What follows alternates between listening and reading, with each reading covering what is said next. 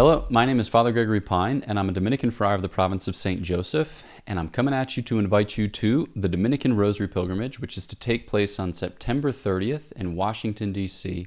at the Basilica of the National Shrine of the Immaculate Conception.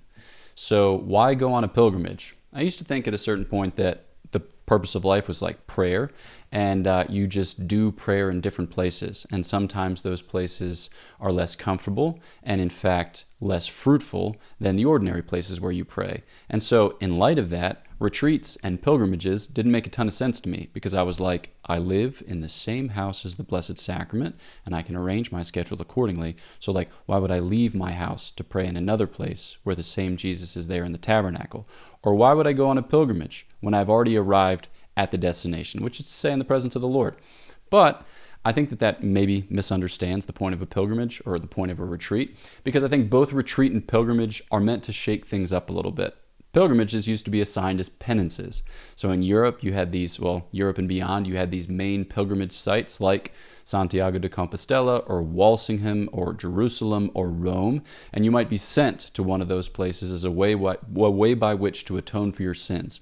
So it was meant to be hard, it was meant to be satisfactory, it was meant to be uncomfortable, but not just punishment for punishment's sake, but a punishment borne up by love, because you recognize the fact that in making the journey and making the trek, not only do you deal with your sins, but you grow in the habits of mind and heart which help you to be a stronger knower and lover of God. Because sometimes we get in ruts with prayer, with life, with whatever, and pilgrimages can be good ways in which to break free from those ruts, to have the horizons of our minds and hearts expanded, and to receive from the Lord the many gifts that He has in store, provided only that we show up.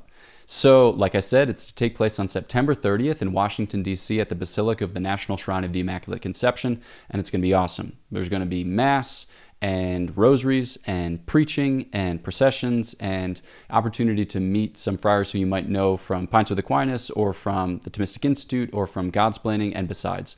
So I look forward to seeing you there, to praying with you there, to pilgrimaging with you. Boom. Until then, cheers.